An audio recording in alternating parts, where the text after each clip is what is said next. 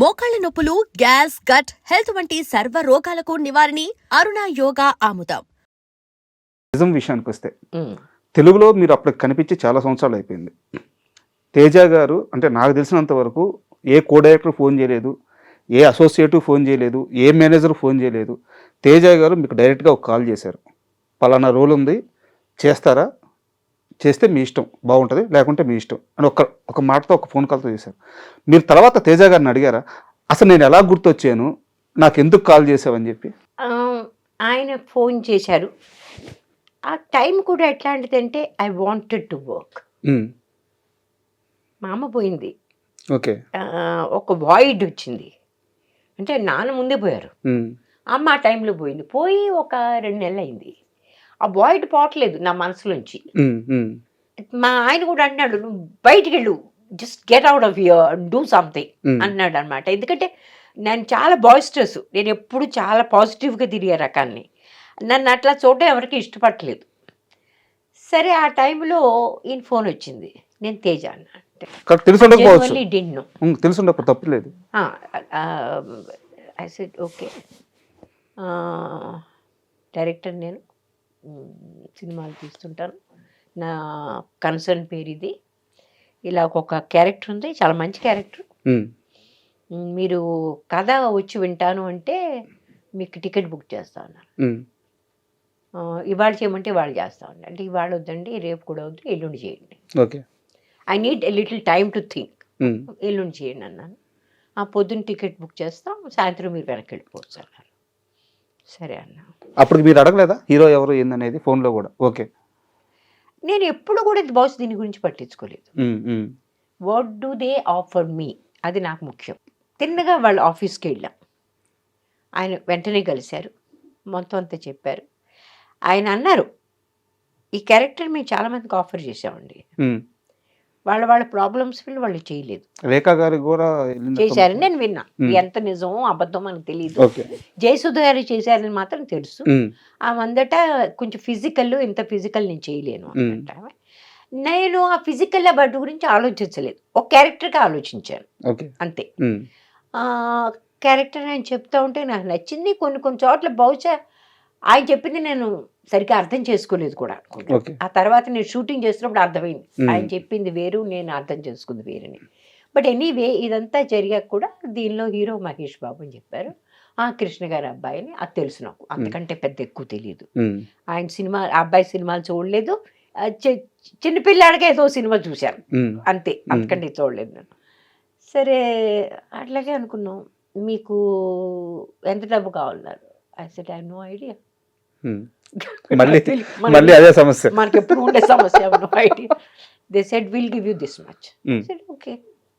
ఆ తర్వాత మహేష్ నిజంగా నన్ను తిట్టాడండి. అవునా, ఏంటి ఎంత తక్కువ డబ్బు చేశారు మీరు, ఏమన్నా అసలు మీకు ఏమన్నా ఎవరన్నా అడిగే మాట్లాడినా లేదా, పెద్దవాళ్ళు తింటారు అని తిట్టాడు. మరి అంత తక్కువ చేశారా? అంటే అంత తక్కువ అంటే నాకు తక్కువ అనిపించలేదు, కానీ ప్రపంచంలో చాలా మందికి ఇప్పుడు విజయశాంతి గారు సినిమా చేస్తారు, ఆవిడ 1 కోటి రూపాయలు తీసుకుంటాను అనుకుంటా. నేను 1 కోటి రూపాయలు నేను అడగలేను, నాకు అర్థం లేదనిపిస్తుంది. Why should they pay me that much money నాకు అనిపిస్తుంది. But I want a decent money.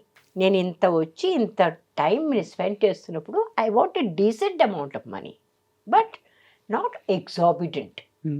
అది మీరు ఇల్లు అమ్ముకుని నాకు డబ్బులు కాదు. తేజ గారిని అడిగారా ఈ క్వశ్చన్, నాకే ఎందుకు ఫోన్ చేసి ఎలా గుర్తొచ్చాను? అడిగాను. అలా అంత డైరెక్ట్గా అడగలేదు, బట్ నేను ఎట్లా గుర్తొచ్చాను మీకు అడిగాను. అడిగితే అన్నారు, మీరు ఎలా గుర్తొచ్చారు నేను ఇప్పుడు చెప్పలేను, కానీ మిమ్మల్ని మేము మర్చిపోలేదు అన్నాడు. అంటే ఏ రకంగా అంటేను, మీకు తెలుసా సీతామహాలక్ష్మి క్యాసెట్ పెట్టుకుని మేము చూస్తూ రంగీలా స్క్రిప్ట్ రాసాం అని చెప్పాడు. చెప్తే అసలు వావ్, నేను రంగీలా సినిమా చూడలే, నాకు కథ తెలుసు, ఉంటారు కాబట్టి ఆ సినిమా అంత పెద్ద హిట్. అదే కాకుండా ఆమీర్ ఖాన్ ఇట్లా టపోరీ టైప్ అని ఇవన్నీ అవన్నీ తెలుసు మొత్తం. I said yeah, it make sense కదా. సీతామహాలక్ష్మి కథే అంతే. టోటలీ అదంతా తీసుకెళ్ళి Mm. అర్బన్ అట్మాస్ఫియర్లో తీశారు అది. So I said oh nice, thank you for remembering me. I said I'm happy. And frankly shooting చేస్తున్నంత కాలం నా మీద కామెంట్ చేస్తూనే ఉండేవాళ్ళు వీళ్ళిద్దరూ. ఎవరు మేడం? మహేష్ గారు కూడా ఉమ్, మన తను కూడా. నేను డైలాగ్స్ నాకు నోటికి బాగా కంఫర్టబుల్గా అయ్యేంత వరకు నేను చెప్పను. ఉమ్, ఉమ్, ఉమ్. నేను బాగా కంఫర్టబుల్ ఫీల్ అవ్వాలి. అంతవరకు ఎన్ని సరే రీటేకులు నాకు నేనే చేసేసుకుంటా. ఓకే. కటే అంటాను మళ్ళీ మొదలు పెడతా. Um, I have to feel like I'm saying it from here. అది ప్రాబ్లం. ఆ పర్ఫెక్షన్ కోసం, ఆ పర్ఫెక్షన్ కోసం. నాకు అది ఫీల్ అవ్వాలి. ఉమ్, ఉమ్, ఆ ఫీల్ అవ్వడం చాలా ముఖ్యం. ఆ టైంలో నేను రామేశ్వరుని కాదు, ఆ క్యారెక్టర్ని అలా ఆ రకంగా ఫీల్ అవ్వాలి నేను. అది నా మీద వీడు విక్రించేవాళ్ళు. ఈవిడు మళ్ళీ మర్చిపోద్ది, మళ్ళీ వాడు మర్చిపోతుంది అనుకునేవాళ్ళు వీడు. But I have a different problem. అది అర్థం కాలేదు. కానీ ఒకరోజు ఏదో ఒక విషయం మీద మహేష్ గారు నన్ను అడిగారు, మహేష్ బాబు గారు, అది మీ సరిగ్గా అదే సెంటెన్స్ దగ్గర మీ కళ్ళంటే అలా బొడబడి నీళ్ళు ఎలా కారుతాయి అని అడిగాడు. ఉమ్, అంటే because that is how I imagine that whole scene. ఆయన వద్దనే చెప్పాడురా, బజార్కి వెళ్ళొద్దని చెప్పాడురా, నేనే బలవంతంగా తీసుకెళ్ళాను. ఉమ్. అవన్నీ I go through that whole thing. And exactly at that time tears come. అది ఒక 5-6 టేకులు అయ్యాయి. ప్రతి టేకులో అదే టైంలో నాకు టీయర్స్ వచ్చేవారు. ఎక్కడ అది? ఆ జైల్ షాట్? జైలుకి లోపల తీసుకెళ్తామని చూసారు ఆ టైం. అవును. ఓ మై గాడ్, అతను నిజంగా హీ లైక్డ్ ఇట్. తనకి చాలా నచ్చింది ఆ విషయం. యాజ్ అన్ యాక్టర్ అంతే. చాలా మంచి యాక్టర్ అతను. ఆ మంచి యాక్టర్కి ఇట్లాంటి విషయాలు నచ్చుతాయి, నచ్చాడు.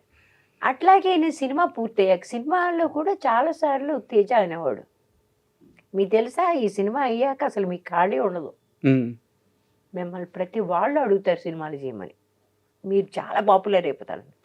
తమాషా ఏంటంటే మిగిలిన వాళ్ళు ఎలాగో అడగలేదు, ఆయన కూడా అడగలేదు.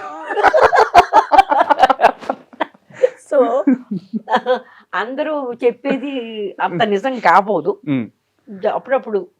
అంటే ఆయన అడగకపోవడానికి ఒక రీజన్ ఉండొచ్చు మేడం. నేను ఆల్రెడీ చేశాను కాబట్టి రిపీట్నెస్ వస్తుందేమో అని చెప్పేసి ఒక మదర్ క్యారెక్టర్ పెట్టినా కానీ ఒకటండి, సంభవ్ నాతో పనిచేసిన ఏ డైరెక్టర్ కూడా నన్ను రిపీట్ చేయలేదు చాలా వరకు. ఇది కొంచెం ఆలోచించాల్సిన విషయం.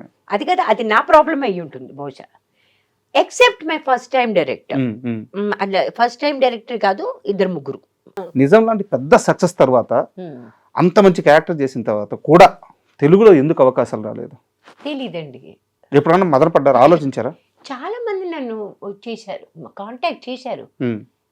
అసలు అర్థం లేని రోల్స్కి ఎందుకు వెనకాల నుంచి ఒక మదర్, ఆ మదర్కి పేరు కూడా లేదు, ఆ మదర్కి ఒక హిస్టరీ ఉందా లేదా, వాడు పుట్టిందో అప్పటికప్పుడే అలా బయటకు వచ్చేసిందో మనకేం అర్థం కాదు. దానికి ఒక నేపథ్యం అంటూ ఏం లేదు. అట్లాంటి క్యారెక్టర్ చేయడంలో అర్థం లేదు కదా. మనం ఒట్టి సినిమాల్లో కనిపించాలని, ఒట్టి డబ్బులు వాళ్ళు ఇచ్చేస్తే తీసుకుని ఇంటికి వెళ్ళిపోవడానికి దీనికి కాదుగా నేను వచ్చింది. What ever I do, it has to have some meaning. And for more videos, Please subscribe to iDream. Please subscribe to iDream. Please subscribe iDream. And please subscribe to iDream.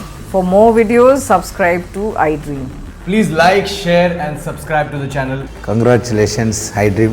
Subscribe to iDream. Subscribe to iDream. So subscribe to iDream Media.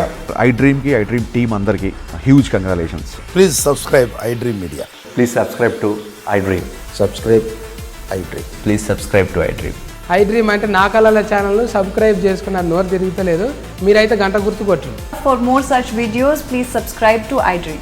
Subscribe to iDream. Please subscribe to iDream. Please subscribe iDream Media. Please do subscribe to iDream. Please subscribe to iDream Media. For best entertainment and information, please subscribe iDream. And don't forget to subscribe